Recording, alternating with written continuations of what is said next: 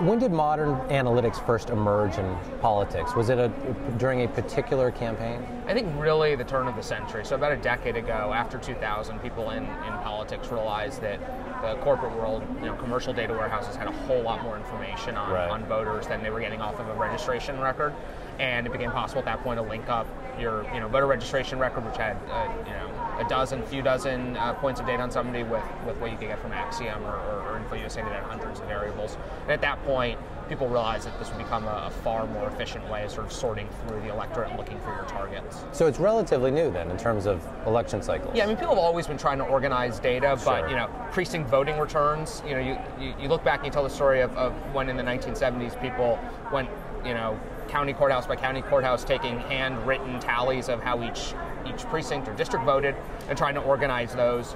People were in the 1960s trying to put voter registration rolls on punch cards. Mm-hmm. So there's always been some desire to organize data and use it for this, sort of big process of trying to sort voters into categories before you even talk to them. But what we think of now, what people call micro-targeting, that's really in the last decade or so. In 2004 was the first presidential cycle where we see it used at all. So the desire is matching up with the technology now. Yeah. What we're starting to see. Okay.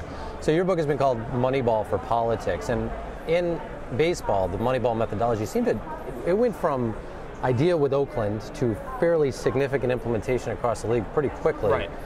Are you seeing the same thing in politics? With that type of data analysis? I think that the big shift, which took place sort of in that 2000-2004 period, which is going from precinct-based targeting, using geography as the basic unit of sort of triaging the electorate to individuals, which becomes only possible when you have that much data on people, is something that is starting to become basically an industry standard in campaigns. The place where I think the Moneyball analogy really does hold up is that you have the same generational tension between, in baseball, it's the wise men in the front office and in the dugout, and in campaigns, it's often the sort of old guard media consultants, and they think in big geographic units. They're thinking in media markets, or if you come out of a political tradition, you're thinking in counties or districts because you're worried about the county chairman or which member of Congress has endorsed you. But the best data might not be tethered to that geographical unit. The best data now is tethered to individuals, and so in the same way that the sort of old guard feels very much threatened, I think, by the sort of introduction, the arrival of this new data and methods for analyzing. I think we there see, you start to challenge a lot of old ideas about the best way to allocate resources and who you ought to be contacting and at what point in the campaign. Has the fundamental shift been from that broader district or county-wide perspective down to the individual? I mean, is that really what data is allowing for? Yeah, I think at the core, people use and misuse the term micro-targeting a lot, but I think the way in which it's a useful term in campaigns is to think of it as individual level predictive modeling, right? And so before 2000, because data was either organized at basically the precinct level, which is the smallest unit, which how people actually voted with the secret ballot, right? And this is one of the ways in which campaigns are different than a consumer transaction. CVS knows if you bought toothpaste. We don't know if you voted for Barack Obama or Mitt Romney. And so people either were stuck with the geographical units, or you did polling based on these really broad demographic categories that you would ask about in surveys. So gender, age ranges, party registration.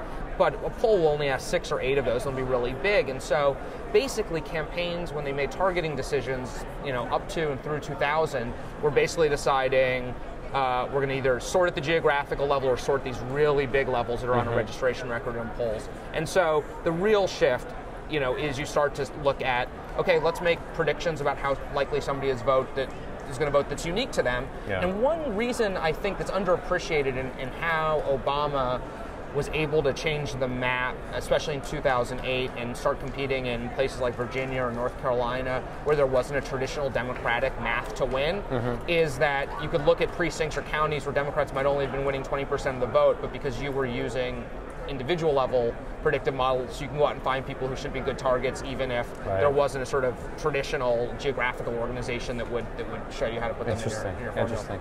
What do you feel was the most notable data advance or tool from our most recent election? I think the integration of experiments, randomized control trials with sort of big data with micro-targeting. In the book, I write about these as sort of two separate traditions. People mostly looking to the social sciences and adopting randomized control trials to test the effectiveness of a knock on the door versus a piece of direct mail to mobilize somebody, and then separately using sort of big data and statistical modeling to come up with these individual level models. What the Obama campaign did, and they're way ahead of everybody else, this is a place where the league has not caught up to what the Oakland A's did, and the structural advantage, the Obama campaign's a big market team with a big budget and a lot, and your average congressional campaign will never be able to do this, but they were running basically a constant feedback loop of experiments around persuasion, and then using the huge volume of polling that they were doing to feed into their statistical models to see not only which messages move people. Are you more likely to support Obamacare if I give you a list of the provisions, or is it better if I tell you that what this means for you, that you get a checkup?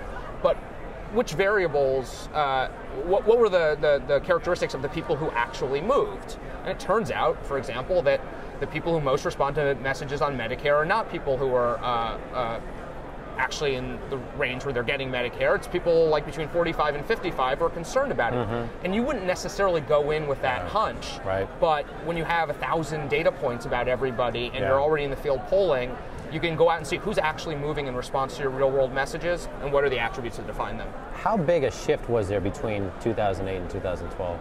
I think under the surface, a big one. I think outwardly the campaigns seem very similar, and the media obsesses, I think, way too much about sort of digital delivery devices and doesn't understand enough about the sort of piping. But the Obama campaign in 2008, a lot of their allies on the left were using experiments, but the campaign never did. And from the beginning, they were integrating experimental methods in 2012. And so they weren't just relying on observed data or previously collected historical data on the qualities of voters, but were sort of testing everything and then seeing who responded. And that allows you to break free of these very artificial settings in which people make decisions in politics about who's going to move in response to my message.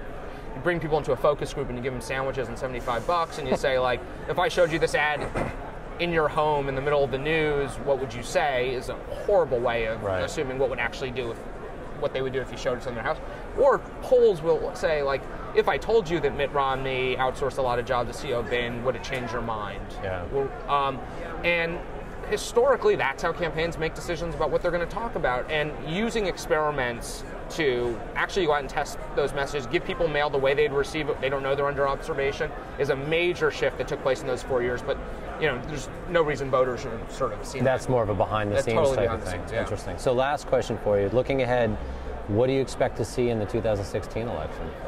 Much better. We started to see the beginning of this in 12, and I think it'll sort of come to fruition in 16, is linking of people's offline political identities with their online presence. And so it still really matters who you are in the real world in a campaign. It matters because you vote in a firehouse near your home, and that's where you're registered, but that's also where the most important information about who you are, basically which party you're registered in, do you vote in primaries, what's your vote history, is all tethered to a real world name and address.